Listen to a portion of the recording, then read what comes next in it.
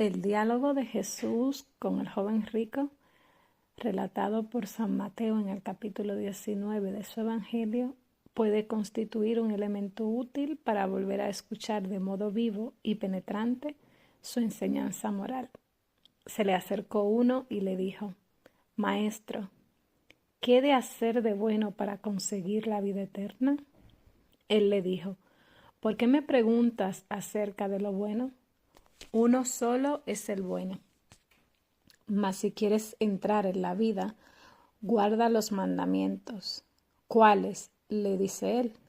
Y Jesús dijo: No matarás, no cometerás adulterio, no robarás, no levantarás falso testimonio, honra a tu padre y a tu madre, y amarás a tu prójimo como a ti mismo. Dícele el joven: Todo esto lo he guardado. ¿Qué más me falta?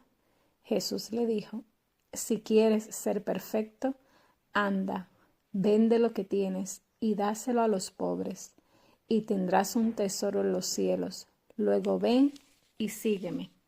Se le acercó uno.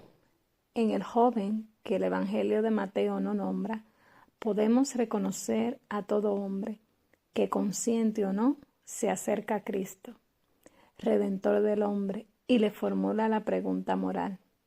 Para el joven, más que una pregunta sobre las reglas que hay que observar, es una pregunta de pleno significado para la vida. En efecto, esta es la aspiración central de toda decisión y de toda acción humana, la búsqueda secreta y el impulso íntimo que mueve la libertad.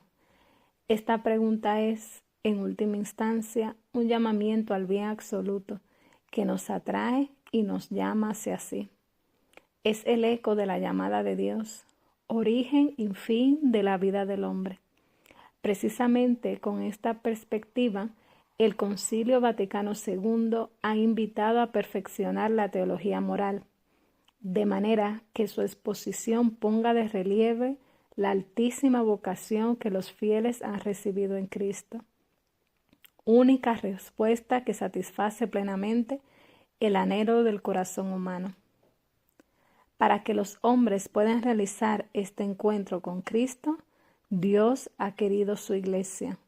En efecto, ella desea servir solamente para este fin, que todo hombre pueda encontrar a Cristo, de modo que Cristo pueda recorrer con cada uno el camino de la vida. Maestro, ¿qué ha de hacer bueno para conseguir la vida eterna?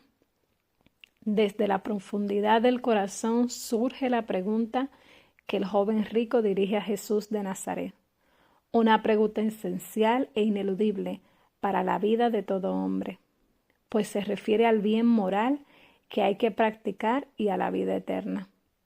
El interlocutor de Jesús intuye que hay una conexión entre el bien moral y el pleno cumplimiento del propio destino. Él es un israelita piadoso que ha crecido, diríamos, a la sombra de la ley del Señor.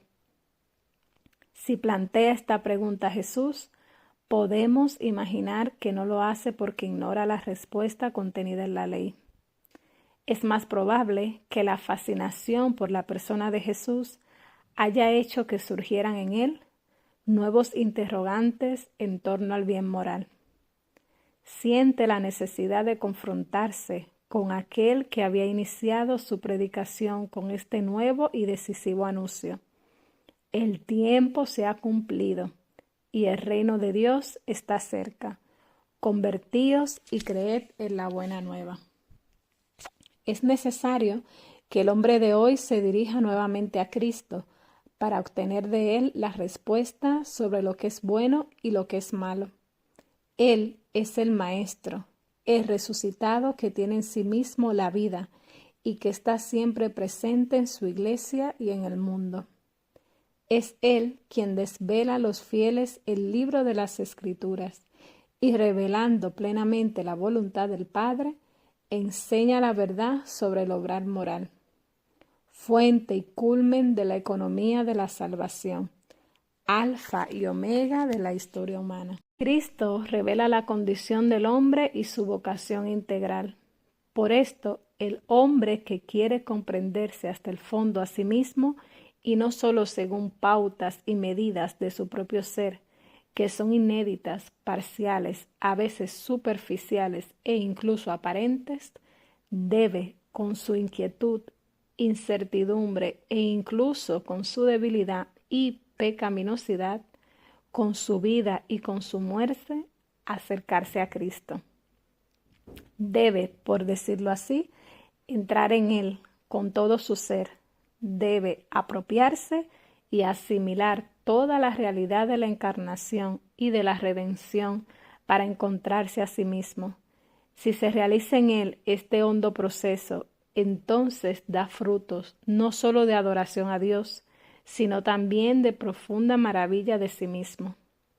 Si queremos, pues, penetrar en el núcleo de la moral evangélica y comprender su contenido profundo e inmutable, debemos escrutar cuidadosamente el sentido de la pregunta hecha por el joven rico del Evangelio, y más aún, el sentido de la respuesta de Jesús, dejándonos guiar por él.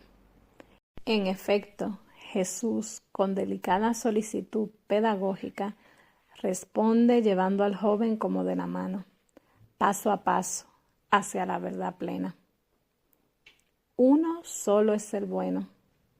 Jesús dice, ¿por qué me preguntas acerca de lo bueno? Uno solo es el bueno. Mas si quieres entrar en la vida, guarda los mandamientos. En las versiones de los evangelistas, Marcos y Lucas, la pregunta viene formulada así. ¿Por qué me llamas bueno? Nadie es bueno sino solo Dios. Antes de responder a la pregunta, Jesús quiere que el joven se aclare a sí mismo el motivo por el que lo interpela. El maestro bueno indica a su interlocutor y a todos nosotros que la respuesta a la pregunta ¿qué ha de hacer de bueno para conseguir la vida eterna? Solo puede encontrarse dirigiendo la mente y el corazón a aquel que solo es bueno. Nadie es bueno sino solo Dios. Solo Dios puede responder a la pregunta sobre el bien, porque Él es el bien. En efecto, interrogarse sobre el bien significa, en último término, dirigirse a Dios, que es plenitud de la bondad. Jesús muestra que la pregunta del joven es en realidad una pregunta religiosa y que la bondad que atrae y al mismo tiempo vincula al hombre tiene su frente en Dios, más aún es Dios mismo, aquel que solo es digno de ser amado con todo el corazón, con todo el alma y con toda la mente.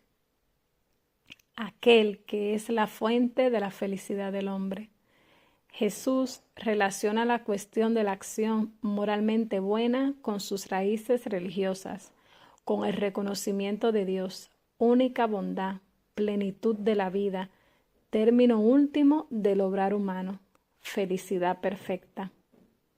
La Iglesia, iluminada por las palabras del Maestro, cree que el hombre, hecho a imagen del Creador, redimido con la sangre de Cristo y santificado por la presencia del Espíritu Santo, tiene como fin último de su vida ser alabanza de la gloria de Dios, haciendo así que cada una de sus acciones refleje su esplendor. Conócete a ti misma, alma hermosa, tú eres la imagen de Dios, escribe San Ambrosio. Conócete a ti mismo, hombre, tú eres la gloria de Dios. Escucha de qué modo eres su gloria, dice el profeta. Tu ciencia es misterio para mí, es decir, tu majestad es más admirable en mi obra. Tu sabiduría es exaltada en la mente del hombre. Mientras me considero a mí mismo, a quien tú escrutas en los secretos pensamientos y en los sentimientos íntimos, reconozco los misterios de tu ciencia. Por tanto, conócete a ti mismo, hombre, lo grande que eres y vigila sobre ti. Aquello que es el hombre y lo que debe hacer se manifiesta en el momento en el cual Dios se revela a sí mismo. En efecto, El decálogo se fundamenta sobre estas palabras: Yo soy el Señor, tu Dios, que te he sacado del país de Egipto, de la casa de servidumbre. No habrá para ti otros dioses delante de mí. En las 10 palabras de la alianza con Israel y en toda la ley de Dios se hace conocer y reconocer como aquel que solo es bueno, como aquel que a pesar del pecado del hombre continúa siendo el modelo del obrar moral según su misma llamada: sed santos porque yo, el Señor vuestro Dios, soy santo. Como aquel que fiel a su amor por el hombre le da su ley para restablecer la armonía originaria con el Creador y todo lo creado, y aún más para introducirlo en su amor. Caminaré en medio de vosotros y seré vuestro Dios, y vosotros seréis mi pueblo. La vida moral se presenta como la respuesta debida a las iniciativas gratuitas que el amor de Dios multiplica en favor del hombre. Es una respuesta de amor, según el enunciado del mandamiento fundamental que hace el Deuteronomio. Escucha, Israel, el Señor es nuestro Dios, el Señor es uno solo. Amarás al Señor tu Dios con todo tu corazón, con toda tu alma y con toda tu fuerza. Queden en tu corazón estos preceptos que yo te he dicho hoy. Se los repetirás a tus hijos. Así, la vida moral, inmersa en la gratitud del amor de Dios, está llamada a reflejar su gloria. Para quien ama a Dios es suficiente agradar a aquel que él ama, ya que no debe buscarse ninguna otra recompensa mayor al mismo amor. En efecto, la caridad proviene de Dios, de tal manera que Dios mismo es caridad. La afirmación de que uno solo es el bueno nos remite así a la primera tabla de los mandamientos, que exige reconocer a Dios como Señor único y absoluto, y a darle culto solamente a Él, porque es infinitamente santo. El bien es pertenecer a Dios, obedecerle, caminar humildemente con Él, practicando la justicia y amando la piedad. Reconocer al Señor como Dios es el núcleo fundamental, el corazón de la ley, del que derivan y al que se ordenan los preceptos particulares. Mediante la moral de los mandamientos se manifiesta la pertenencia del pueblo de Israel al Señor, porque Dios solo es aquel que es bueno. Este es el testimonio de la Sagrada Escritura, cuyas páginas están penetradas por la viva percepción de la absoluta santidad de Dios. Santo, santo, santo, Señor de los ejércitos. Pero Dios es el bien. Ni un esfuerzo humano, ni siquiera la observancia más rigurosa de los mandamientos logra cumplir la ley, es decir, reconocer al Señor como Dios y tributarle la adoración que a Él solo es debida. El cumplimiento puede lograrse solo como un don de Dios. Es el ofrecimiento de una participación en la bondad divina que se revela y se comunica en Jesús, aquel que el joven rico llama con las palabras Maestro bueno. Lo que quizá en ese momento el joven logra solamente intuir será plenamente revelado al final por Jesús mismo con la invitación: ven y sígueme. Si quieres entrar en la vida, guarda los mandamientos. Solo Dios puede responder a la pregunta sobre el bien, porque Él es el bien. Pero Dios ya respondió a esta pregunta. Lo hizo creando al hombre y ordenándolo a su fin, con sabiduría y amor, mediante la ley inscrita en su corazón, la ley natural. Esta no es más que la luz de la inteligencia infundida en nosotros por Dios. Gracias a ella conocemos lo que se debe hacer y lo que se debe evitar. Dios dio esta luz y esta ley en la creación. Después lo hizo en la historia de Israel, particularmente con las 10 palabras. o sea, con los mandamientos del Sinaí, mediante los cuales él fundó el pueblo de la alianza y lo llamó a ser su propiedad personal entre todos los pueblos, una nación santa, que hiciera resplandecer su santidad entre todas las naciones. La entrega del Decálogo es promesa y signo de la alianza nueva, cuando la ley será inscrita nuevamente y de modo definitivo en el corazón del hombre, para sustituir la ley del pecado que había desfigurado aquel corazón. Entonces será dado un corazón nuevo, porque en él habitará un espíritu nuevo, el Espíritu de Dios. Por esto, y tras precisar que uno solo es el bueno, Jesús responde al joven: si quieres entrar en la vida, guarda los mandamientos. De este modo se enuncia una estrecha relación entre la vida eterna y la obediencia a los mandamientos de Dios. Los mandamientos indican al hombre el camino de la vida eterna y a ella conducen. Por boca del mismo Jesús, nuevo Moisés, los mandamientos del Decálogo son nuevamente dados a los hombres. Él mismo los confirma definitivamente y nos los propone como camino y condición de salvación. El mandamiento se vincula con una promesa. En la antigua alianza, el objeto de la promesa era la posesión de la tierra en la que el pueblo gozaría de una existencia libre y según justicia.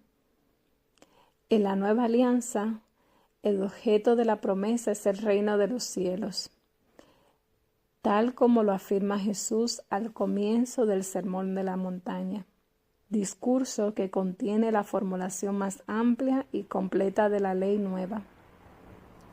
En clara conexión con el Decálogo entregado por Dios a Moisés en el monte Sinaí. A esta misma realidad del reino se refiere la expresión vida eterna, que es participación en la vida misma de Dios. Aquella se realiza en toda su perfección solo después de la muerte, pero desde la fe se convierte ya desde ahora en luz de la verdad, fuente de sentido para la vida, incipiente participación de una plenitud en el seguimiento de Cristo. En efecto, Jesús dice a sus discípulos, después del encuentro con el joven rico: todo aquel que haya dejado casas, hermanos, hermanas, padre, madre, hijos o hacienda por mi nombre, recibirá el 100 por 1 y heredará la vida eterna. La respuesta de Jesús no le basta todavía al joven, que insiste preguntando al maestro sobre los mandamientos que hay que observar. ¿Cuáles?, le dice él. Le interpela sobre qué debe hacer en la vida para dar testimonio de la santidad de Dios. Tras haber dirigido la atención del joven hacia Dios, Jesús le recuerda los mandamientos del Decálogo, que se refieren al prójimo. No matarás, no cometerás adulterio, no robarás, no levantarás falso testimonio. Honra a tu padre y a tu madre, y amarás a tu prójimo como a ti mismo. El texto del coloquio, y especialmente al comparar el texto de Mateo con las perícopas paralelas de Marcos y de Lucas, aparece que Jesús no pretende detallar todos y cada uno de los mandamientos necesarios para entrar en la vida, sino más bien indicar al joven la centralidad del Decálogo respecto a cualquier otro precepto, como interpretación de lo que para el hombre significa yo soy el Señor tu Dios. Sin embargo, no nos pueden pasar desapercibidos los mandamientos de la ley que el Señor recuerda al joven. Son determinados preceptos que pertenecen a la llamada segunda tabla del Decálogo, cuyo compendio y fundamento en el mandamiento del amor al prójimo, ama a tu prójimo como a ti mismo. En este precepto se expresa precisamente la singular dignidad de la persona humana, la cual es la única criatura de la tierra a la que Dios ha amado por sí misma. En efecto, los diversos mandamientos del Decálogo no son más que la refracción del único mandamiento que se refiere al bien de la persona, como compendio de los múltiples bienes que connotan su identidad de ser espiritual y corpóreo, en relación con Dios, con el prójimo y con el mundo material. Como leemos en el Catecismo de la Iglesia Católica, los 10 mandamientos pertenecen a la revelación de Dios. Nos enseñan al mismo tiempo la verdadera humanidad del hombre. Ponen de relieve los deberes esenciales y, por tanto, indirectamente, los derechos fundamentales e inherentes a la naturaleza de la persona humana. Los mandamientos recordados por Jesús a su joven interlocutor están destinados a tutelar el bien de la persona humana, imagen de Dios, a través de la tutela de sus bienes particulares. El no matarás, no cometerás adulterio, no robarás, no levantarás falso testimonio, son normas morales formuladas en términos de prohibición. Los preceptos negativos expresan con singular fuerza la exigencia indeclinable de proteger la vida humana, la comunión de las personas en el matrimonio, la propiedad privada, la veracidad y la buena fama. Los mandamientos constituyen, pues, la condición básica para el amor al prójimo y al mismo tiempo, con su verificación, constituyen la primera etapa necesaria en el camino hacia la libertad, su inicio. La primera libertad, dice San Agustín, consiste en estar exentos de crímenes, como serían el homicidio, el adulterio, la fornicación, el robo, el fraude, el sacrilegio y pecados como estos. Cuando uno comienza a no ser culpable de estos crímenes, y ningún cristiano debe cometerlos, comienza a alzar los ojos a la libertad. Pero esto no es más que el inicio de la libertad, no la libertad perfecta. Todo ello no significa que Cristo pretenda dar la precedencia al amor al prójimo, o más aún, separarlo del amor a Dios. Esto lo confirma su diálogo con el doctor de la ley, el cual hace una pregunta muy parecida a la del joven. Jesús le remite a los 2 mandamientos del amor a Dios y del amor al prójimo, y le invita a recordar que solo su observancia lleva a la vida eterna. Haz eso y vivirás. Es pues significativo que sea precisamente el segundo de estos mandamientos el que suscite la curiosidad y la pregunta del doctor de la ley. ¿Quién es mi prójimo? El maestro responde con la parábola del buen samaritano, la parábola clave para la plena comprensión del mandamiento del amor al prójimo. Los 2 mandamientos de los cuales penden toda la ley y los profetas están profundamente unidos entre sí y se compenetran recíprocamente. De su unidad inseparable da testimonio Jesús con sus palabras y su vida. Su misión culmina en la cruz que redime, signo de su amor indivisible al Padre y a la humanidad. Tanto el Antiguo como el Nuevo Testamento son explícitos en afirmar que sin el amor al prójimo, que se concreta en la observancia de los mandamientos, no es posible el auténtico amor a Dios. San Juan lo afirma con extraordinario vigor. Si alguno dice, amo a Dios y aborrece a su hermano, es un mentiroso, pues quien no ama a su hermano a quien ve, no puede amar a Dios a quien no ve. El evangelista se hace eco de la predicación moral de Cristo, expresada de modo admirable e inequívoco en la parábola del buen samaritano, en el discurso sobre el juicio final. En el Sermón de la Montaña, que constituye la carta magna de la moral evangélica, Jesús dice: no penséis que he venido a abolir la ley y los profetas. No he venido a abolir, sino a dar cumplimiento. Cristo es la clave de las Escrituras. Vosotros investigáis las Escrituras. Ellas son las que dan testimonio de mí. Él es el centro de la economía de la salvación, la recapitulación del Antiguo y del Nuevo Testamento, de las promesas de la ley y de su cumplimiento en el Evangelio. Él es el vínculo viviente y eterno entre la antigua y la nueva alianza. Por su parte, San Ambrosio, comentando el texto de Pablo en que dice, el fin de la ley es Cristo, afirma que es fin no en cuanto a defecto, sino en cuanto a plenitud de la ley, la cual se cumple en Cristo, desde el momento que Él no vino a abolir la ley, sino a darle cumplimiento. Al igual que aunque existe un Antiguo Testamento, toda la verdad está contenida en el Nuevo. Así ocurre con la ley, la que fue dada por medio de Moisés en figura de la verdadera ley. Por tanto, la mosaica es imagen de la verdad. Jesús lleva a cumplimiento los mandamientos de Dios, en particular el mandamiento del amor al prójimo, interiorizando y radicalizando sus exigencias.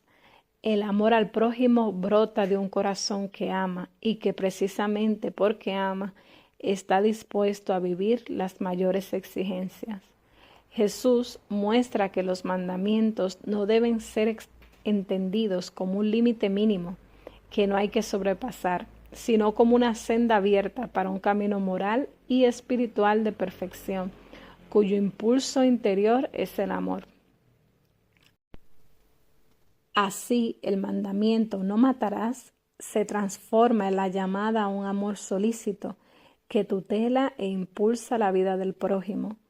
El precepto que prohíbe el adulterio se convierte en la invitación a una mirada pura, capaz de respetar el significado esponsal del cuerpo. Habéis oído que se dijo a los antepasados, no matarás, y aquel que mate será reo ante el tribunal. Pues yo os digo, todo aquel que se encolerice contra su hermano será reo ante el tribunal. Habéis oído que se dijo, no cometerás adulterio. Pues yo os digo, todo el que mira a una mujer deseándola ya cometió adulterio con ella en su corazón. Jesús mismo es el cumplimiento vivo de la ley, ya que Él realiza su auténtico significado con el don total de sí mismo. Él mismo se hace ley viviente y personal, que invita a su seguimiento. Da, mediante el Espíritu, la gracia de compartir su misma vida y su amor, e infunde la fuerza para dar testimonio del amor en las decisiones y en las obras. Si quieres ser perfecto.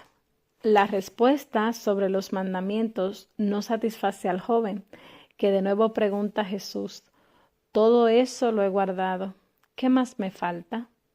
No es fácil decir con la conciencia tranquila, todo eso lo he guardado. Si se comprende todo el alcance de las exigencias contenidas en la ley de Dios. Sin embargo, aunque el joven rico sea capaz de dar una respuesta tal, aunque de verdad haya puesto en práctica el ideal moral con seriedad y generosidad desde su infancia, él sabe que aún está lejos de la meta.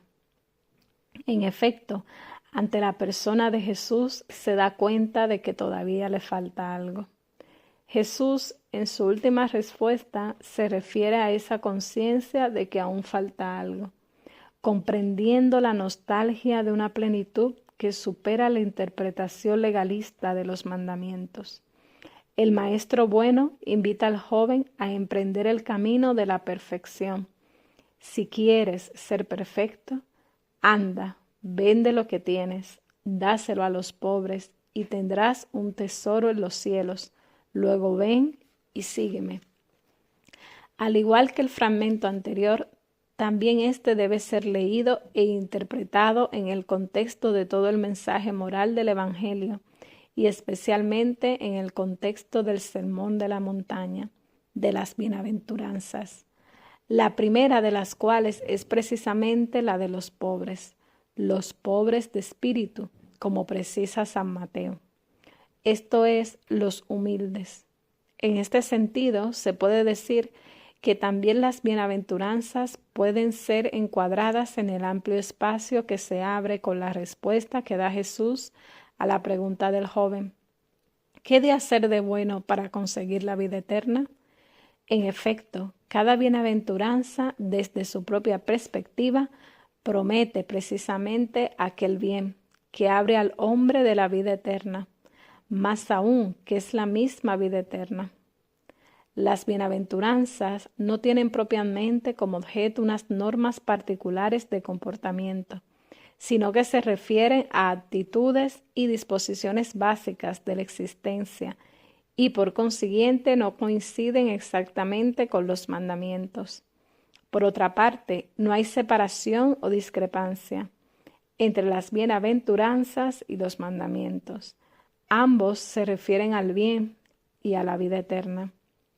El sermón de la montaña comienza con el anuncio de las bienaventuranzas, pero hace también referencia a los mandamientos. Además, el sermón muestra la apertura y orientación de los mandamientos con las perspectivas de la perfección, que es propia de las bienaventuranzas.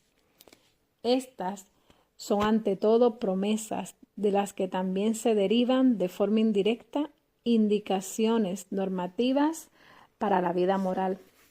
En su profundidad original son una especie de autorretrato de Cristo y precisamente por esto son invitaciones a su seguimiento y a la comunión de vida con Él. No sabemos hasta qué punto el joven del Evangelio comprendió el contenido profundo y exigente de la primera respuesta dada por Jesús. Si quieres entrar en la vida, guarda los mandamientos. Sin embargo, es cierto que la afirmación manifestada por el joven de haber respetado todas las exigencias morales de los mandamientos constituye el terreno indispensable sobre el que puede brotar y madurar el deseo de la perfección, es decir, la realización de su significado mediante el seguimiento de Cristo. El coloquio de Jesús con el joven nos ayuda a comprender las condiciones para el crecimiento moral del hombre llamado a la perfección. El joven que ha observado todos los mandamientos se muestra incapaz de dar el paso siguiente solo con sus fuerzas. Para hacerlo se necesita una libertad madura, si quieres, y el don divino de la gracia. Ven y sígueme. La perfección exige aquella madurez en el darse a sí mismo, a que está llamada la libertad del hombre. Jesús indica al joven los mandamientos como la primera condición irrenunciable para conseguir la vida eterna, el abandono de todo lo que el joven posee y el seguimiento del Señor asumen, en cambio, el carácter de una propuesta. Si quieres, la palabra de Jesús manifiesta la dinámica particular del crecimiento de la libertad hacia su madurez y al mismo tiempo atestigua la relación fundamental de la libertad con la ley divina. La libertad del hombre y la ley de Dios no se oponen, sino al contrario, se reclaman mutuamente. El discípulo de Cristo sabe que la suya es una vocación a la libertad. Hermanos, habéis sido llamados a la libertad. Proclama con alegría y decisión el apóstol Pablo. Pero a continuación precisa: no toméis de esa libertad pretexto para la carne. Antes, al contrario, servíos por amor los unos a los otros. La firmeza con la cual el apóstol se opone a que confía la propia justificación a la ley no tiene nada que ver con la liberación del hombre con respecto a los preceptos, los cuales en verdad están al servicio del amor, pues el que ama al prójimo ha cumplido la ley. En efecto, lo de no adulterarás, no matarás, no robarás, no codiciarás y todos los demás preceptos se resumen en esta fórmula: amarás a tu prójimo como a ti mismo. El mismo San Agustín, después de haber hablado de la observancia de los mandamientos como de la primera libertad imperfecta, prosigue así: ¿Por qué preguntará alguno no perfecta todavía? Porque siento en mis miembros otra ley en conflicto con la ley de mi razón. Libertad parcial, parcial esclavitud. La libertad no es aún completa, aún no es pura ni plena, porque todavía no estamos en la eternidad. Conservamos en parte la debilidad y en parte hemos alcanzado la libertad. Todos nuestros pecados han sido borrados en el bautismo. Pero, ¿acaso ha desaparecido la debilidad después de que la iniquidad ha sido destruida? Si aquella hubiera desaparecido, se viviría sin pecado en la tierra. ¿Quién osará afirmar esto sino el soberbio, el indigno de la misericordia del liberador?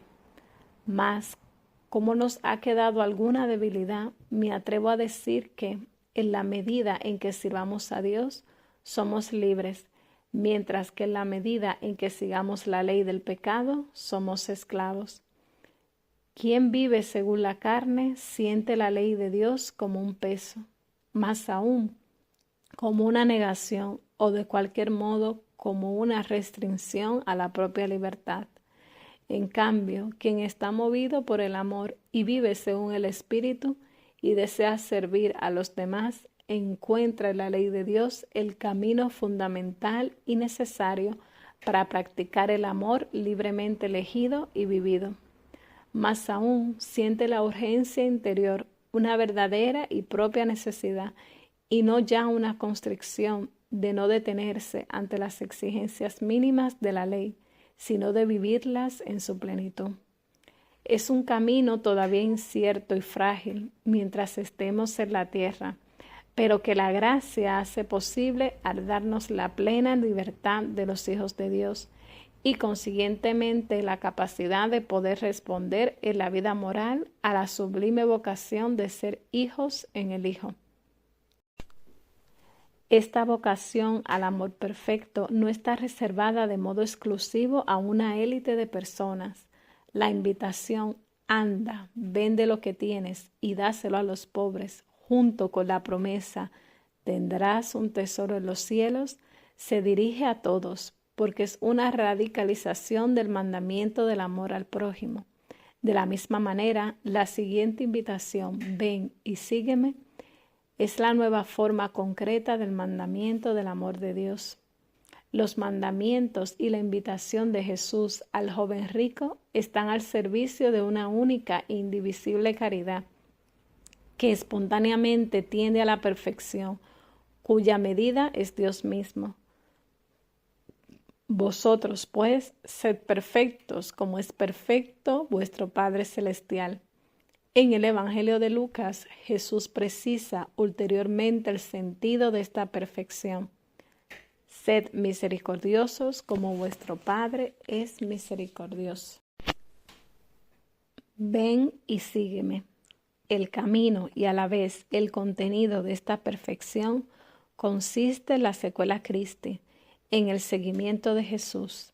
Después de haber renunciado a los propios bienes y a sí mismos, precisamente esta es la conclusión del coloquio de Jesús con el joven.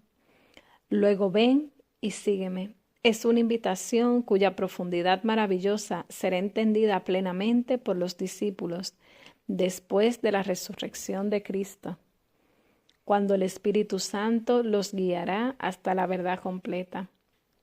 Es Jesús mismo quien toma la iniciativa y llama a seguirle.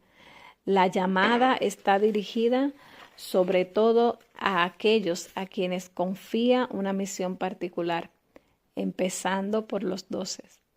Pero también es cierto que la condición de todo creyente es ser discípulo de Cristo. Por esto, seguir a Cristo es el fundamento esencial y original de la moral cristiana, como el pueblo de Israel seguía a Dios, que lo guiaba por el desierto a la tierra prometida. Así, el discípulo debe seguir a Jesús, hacia el cual lo atrae el mismo Padre. No se trata aquí solamente de escuchar una enseñanza y de cumplir un mandamiento, sino de algo más radical, adherirse a la persona misma de Jesús, compartir su vida y su destino. participar de su obediencia libre y amorosa a la voluntad del Padre. El discípulo de Jesús, siguiendo mediante la adhesión por la fe a aquel que es la sabiduría encarnada, se hace verdaderamente discípulo de Dios. En efecto, Jesús es la luz del mundo, la luz de la vida. Es el pastor que guía y alimenta las ovejas. Es el camino, la verdad y la vida. Es aquel que lleva hacia el Padre de tal manera que verle a Él, el Hijo, es ver al Padre. Por tanto, imitar al Hijo, que es imagen de Dios invisible, significa imitar al Padre. Jesús pide que le sigan y le imiten en el camino del amor, de un amor que se da totalmente a los hermanos por amor de Dios. Este es el mandamiento mío, que os améis los unos a los otros como yo os he amado. Como exige la imitación de Jesús, la imitación de su amor, cuyo signo es el lavatorio de los pies. Pues si yo, el Señor y el Maestro, os he lavado los pies, vosotros también debéis lavaros los pies unos a otros, porque os he dado ejemplo, para que también vosotros hagáis como yo he hecho con vosotros. El modo de actuar de Jesús y sus palabras, sus acciones y sus preceptos constituyen la regla moral de la vida cristiana.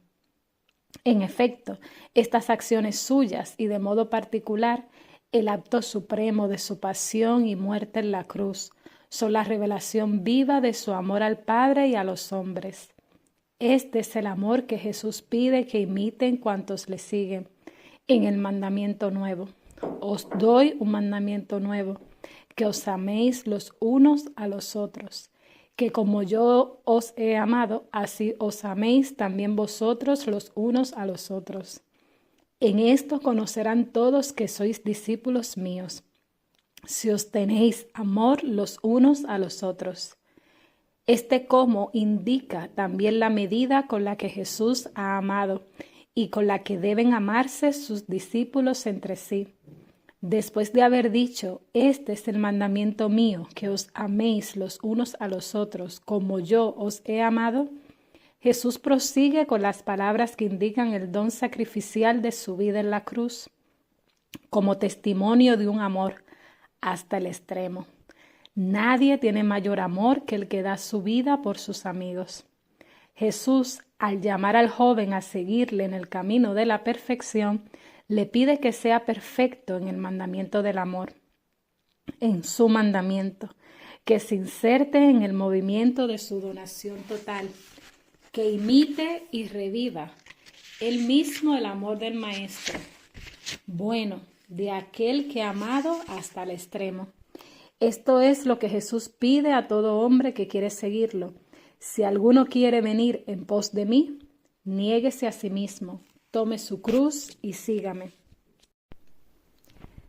Seguir a Cristo no es una imitación exterior, porque afecta al hombre es su interioridad más profunda. Ser discípulo de Jesús significa hacerse conforme a Él, que se hizo servidor de todos hasta el don de sí mismo en la cruz. Mediante la fe, Cristo habita en el corazón del creyente. El discípulo se asemeja a su Señor y se configura con Él, lo cual es fruto de la gracia, de la presencia operante del Espíritu Santo en nosotros. Inserido en Cristo, el cristianismo se convierte en miembro de su cuerpo, que es la Iglesia.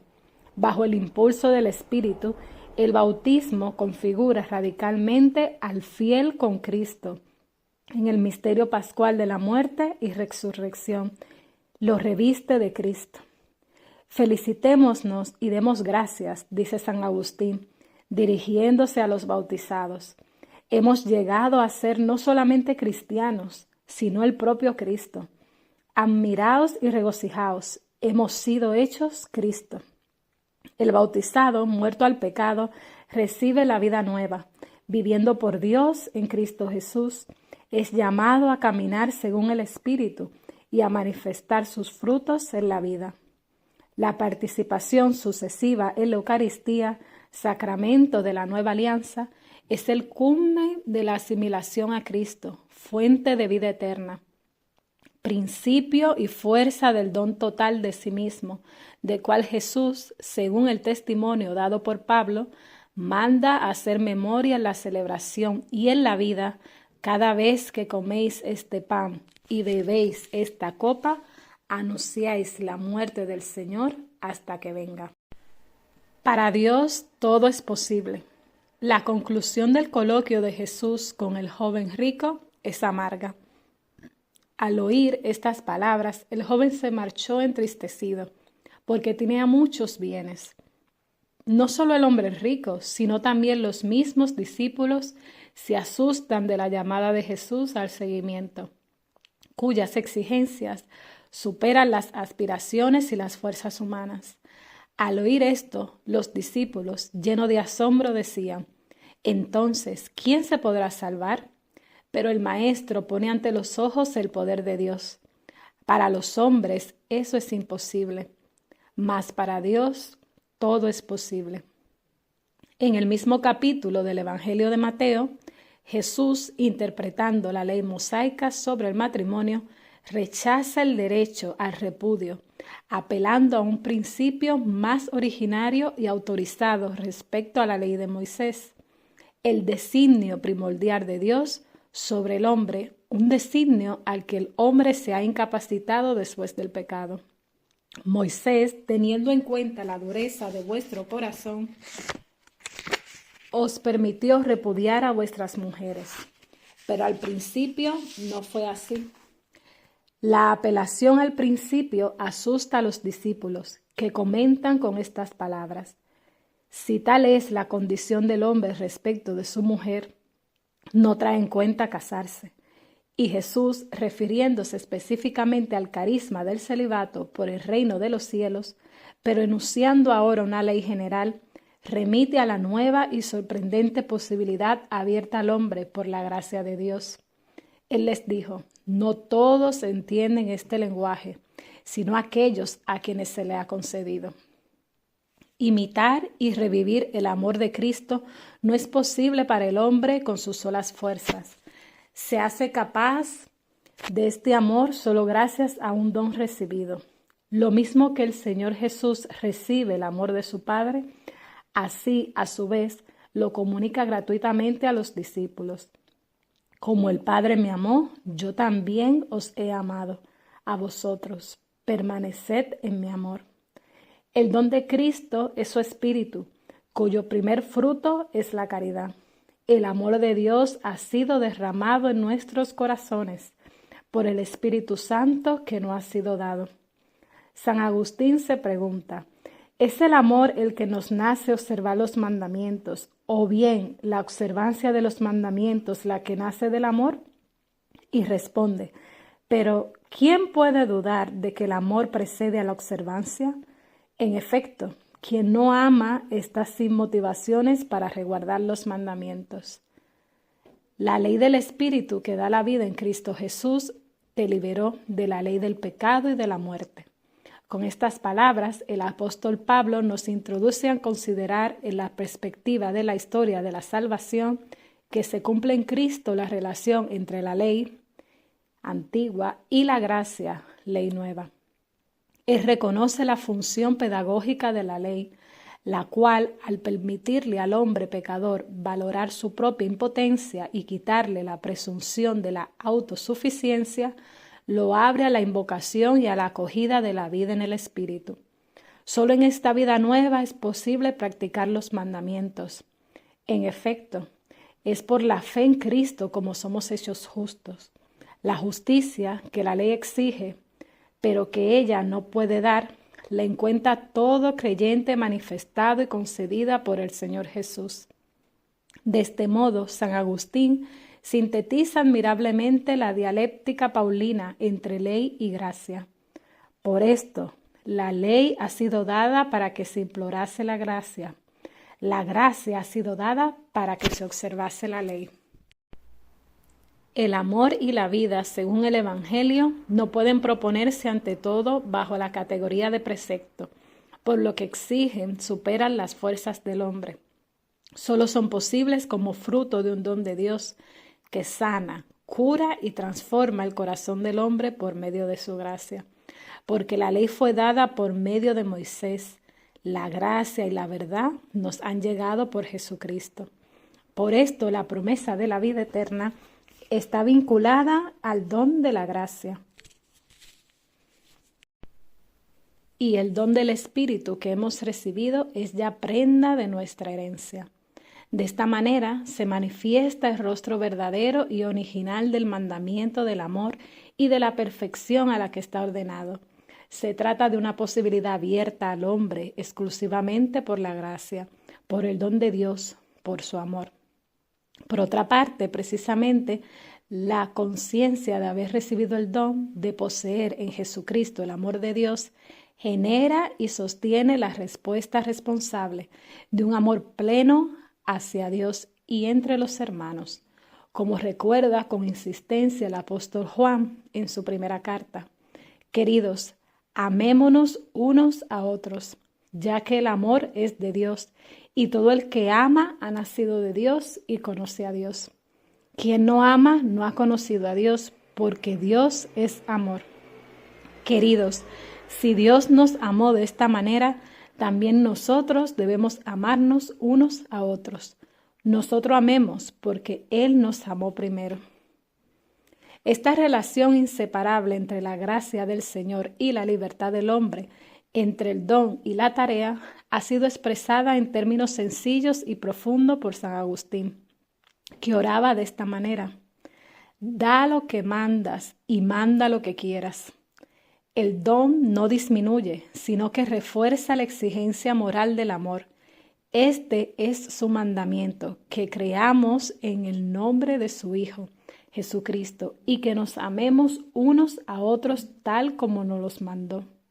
Se puede permanecer en el amor solo bajo la condición de que se observan los mandamientos, como afirma Jesús: si guardáis mis mandamientos, permaneceréis en mi amor, como yo he guardado los mandamientos de mi Padre y permanezco en su amor.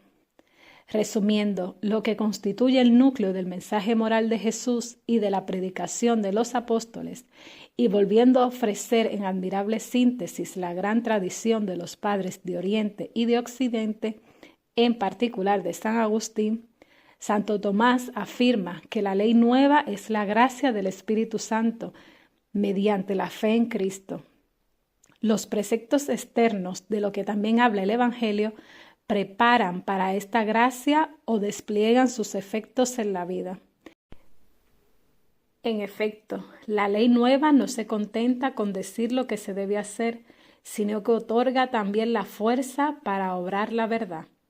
Al mismo tiempo, San Juan Crisóstomo observa que la nueva ley fue promulgada precisamente cuando el Espíritu Santo bajó del cielo el día de Pentecostés, y que los apóstoles no bajaron del monte llevando, como Moisés, tabla de piedra en sus manos, sino que volvían llevando el Espíritu Santo en sus corazones, convertidos mediante su gracia en una ley viva, en un libro animado. El coloquio de Jesús con el joven rico continúa en cierto sentido en cada época de la historia. También hoy. La pregunta: Maestro, ¿qué he de hacer de bueno para conseguir la vida eterna?, brota en el corazón de todo hombre, y es siempre y solo Cristo quien ofrece la respuesta plena y definitiva. El Maestro que enseña los mandamientos de Dios, que invita al seguimiento y da la gracia para una vida nueva, está siempre presente y operante en medio de nosotros. Según su promesa: he aquí que yo estoy con vosotros todos los días hasta el fin del mundo. La contemporaneidad de Cristo respecto al hombre de cada época se realiza en el cuerpo vivo de la Iglesia. Por esto el Señor prometió a sus discípulos el Espíritu Santo, que les recordaría y le haría comprender sus mandamientos. Y al mismo tiempo sería el principio frontal de una vida nueva para el mundo.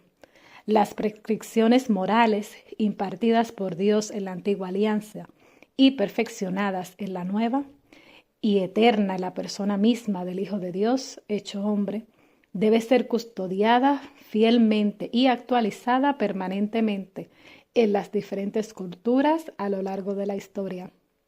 La tarea de su interpretación ha sido confiada por Jesús a los apóstoles y a sus sucesores, con la asistencia especial del Espíritu de la verdad. Quien a vosotros os escucha, a mí me escucha. Con la luz y la fuerza de este Espíritu, los apóstoles cumplieron la misión de predicar el Evangelio y señalar el camino del Señor, enseñando ante todo el seguimiento y la imitación de Cristo. Para mí, la vida es Cristo. En la catequesis moral de los apóstoles, junto a exhortaciones e indicaciones relacionadas con el contexto histórico y cultural, hay una enseñanza ética con precisas normas de comportamiento.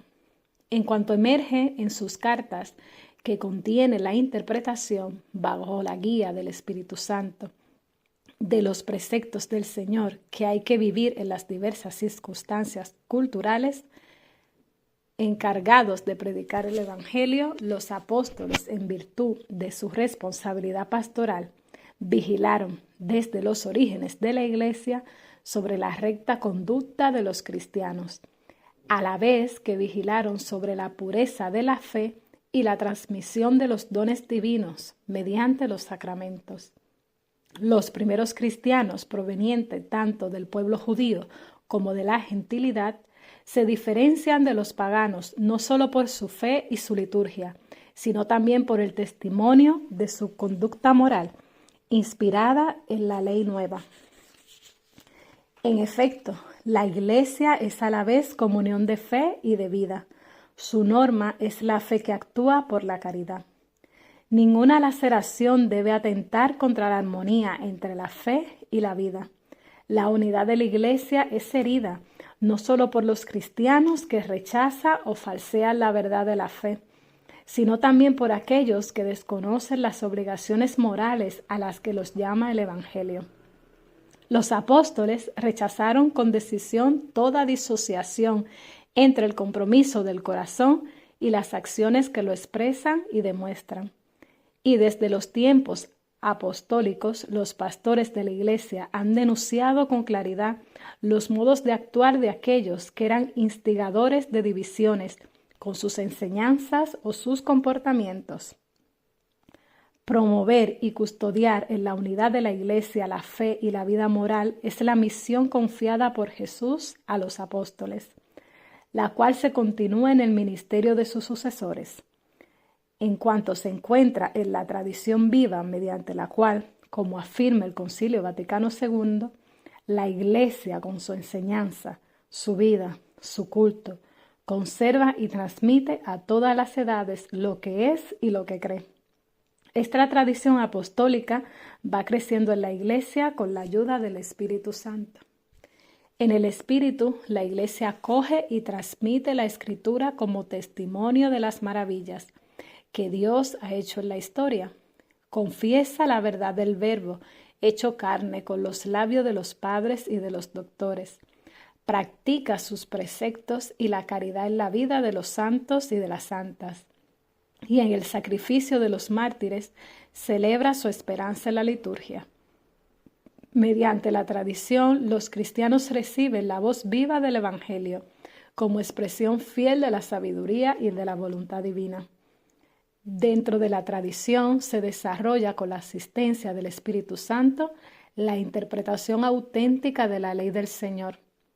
El mismo Espíritu que está en el origen de la revelación, de los mandamientos y de las enseñanzas de Jesús, garantiza que sean custodiados santamente, expuestos fielmente y aplicados correctamente en el correr de los tiempos y las circunstancias. Esta actualización de los mandamientos es signo y fruto de una penetración más profunda de la revelación y de una comprensión de las nuevas situaciones históricas y culturales bajo la luz de la fe. Sin embargo, aquella no puede más que confirmar la validez permanente de la revelación e insertarse en la estela de la interpretación que de él da la gran tradición de enseñanza y vida de la Iglesia. de lo cual son testigos la doctrina de los padres, la vida de los santos, la liturgia de la Iglesia y la enseñanza del magisterio.